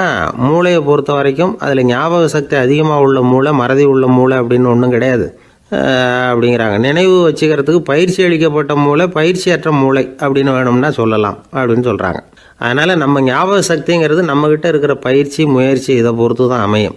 ஒருத்தர் ஒரு பென்சிலை எங்கேயோ வச்சுக்கிட்டு தேடிக்கிட்டு இருந்தார். அப்புறம் என்னமோ தீவிரமாக யோசனை பண்ணி அதை ஞாபகப்படுத்தி பார்த்துக்கிட்டு இருந்தாராம். எதிரில் உட்காந்துருந்தவர் சொன்னார், பென்சிலை தானே தேடிக்கிட்டு இருக்கீங்க, அது உங்கள் வலது காதில் இருக்குது சார் அப்படின்னாராம் அவர். இதுக்கு அவர் சொல்லியிருக்காரு, பென்சிலை வலது காதில் தான் வச்சுருக்கேங்கிறது எனக்கு நல்லா ஞாபகம் இருக்குது, ஆனால் எது வலது காதுங்கிறது தான் மறந்து போச்சு அப்படின்னாராம். அவர் அதை தான் யோசிச்சுட்டு இருந்திருக்கிறார். எனக்கு ஒரு உதவி செய்யணும் அப்படின்னு நம்மளை பார்த்து ஒருத்தர் கேட்குறாருன்னு வச்சுங்களேன், உடனே நாம் அவரை பார்த்து என்ன உதவின்னு கேட்போம். இதுதான் சராசரி மனிதர்களின் இயல்பு. ஆனால் ஒருத்தர் எனக்கு ஒரு உதவி செய்யணும் அப்படின்னு கேட்ட உடனே என்ன உதவின்னு கூட கேட்காம சரி செய்கிறேன் அப்படின்னு ஒத்துக்கிறது இருக்கு பாருங்கள், அது கொஞ்சம் அபூர்வம். அந்த காலத்தில் ஒருத்தர் இருந்தார். அவர் எப்படி தெரியுமா? உதவி கேட்குறவங்க நல்லவங்களா கெட்டவங்களா அப்படின்னு கூட பார்க்கல, தனக்கு நன்மையா தீமையா அப்படின்னு கூட பார்க்கல, உதவி செய்கிறேன்னு புறப்பட்டு விட்டார். அவர் யார் தெரியுமா? அவர் தான் நல சக்கரவர்த்தி. அவர் மாதிரி நாம் உதவி கேட்குறவங்களுக்கு உடனே உதவி செய்கிறதுக்கு தயாராக இருக்கணும் அப்படின்னு சொன்னார் ஒரு ஆன்மீக பேச்சாளர். நல சரித்திரத்தை அவர் சொல்லிக்கிட்டு இருந்தார். இந்திரன், அக்னி, வருணன், யமன் இவங்க 4 பேரும் நலனை பார்த்து எங்களுக்கு நீ உதவி செய்யணும், எங்களுக்காக நீ தூது போகணும் அப்படின்னு கேட்குறாங்க. யாருக்கிட்ட தூது போகணும், என்ன காரியத்துக்காக போகணும் அப்படின்னு கேட்கணும்ல. நலன் அப்படி கேட்கவே இல்லை. உடனே சரின்னு ஒத்துக்கிறான். அதுக்கப்புறம் அவங்க விவரம் சொல்கிறாங்க, என்ன உதவி, யாருக்கிட்ட தூது போகணும் அப்படிங்கிற விவரத்தை சொல்கிறாங்க. நலனுக்கும் அப்புறம்தான் புரியுது, எந்த தமயந்தியை இவன் காதலிச்சானோ, எந்த தமயந்தின் சுயம்பரத்துக்காக இவன் போய்கிட்டு இருக்கிறானோ அந்த தமயந்தியை பார்த்து தங்களுக்காக அவகிட்ட வாதாடணும், பேசணும், தங்களில் ஒருத்தரை கல்யாணம் பண்ணிக்கும்படியாக கேட்கணும் அப்படின்னு அவங்க 4 பேரும் நலன்கிட்ட கேட்குறாங்க. இதை கேட்டதும் நலன் கொஞ்சம் கூட முகம் சுளிக்கலை, பதட்டப்படலை. நேராக தமயந்தி கிட்ட போகிறான். இந்திரன், அக்னி, வருணன், யமன் இவங்களோட சிறப்புகளை எடுத்து சொல்கிறான். இவங்களில் ஒருத்தரை கல்யாணம் பண்ணிக்கலாம் அப்படின்னு சொல்லி கேட்டுக்கிறான். இதுக்கு தமயந்தி சம்மதிக்கலை. சுயம்பரம் நடக்குது, அவள் நலனை தேர்ந்தெடுக்கிறாள். அந்த 4 பேரும் நலனுக்கு நிறைய வரங்கள்லாம் கொடுக்குறாங்க. அதுக்கப்புறம் இப்படி போகுது கதை. இதில் நாம் கவனிக்க வேண்டியது என்னென்னா, உதவின்னு கேட்ட உடனே என்ன உதவின்னு கேட்காம சரி செய்கிறேன்னு சொன்னான் பாருங்கள், அதை கொஞ்சம் சிந்திக்கணும். செய்கிறேன்னு ஒத்துக்கிட்டதுக்கு அப்புறம் அது என்ன உதவின்னு தெரிஞ்சும் முகம் சுளிக்காமல் அதை செஞ்சான் பாருங்கள், அதையும் கொஞ்சம் சிந்திக்கணும். நம்மளும்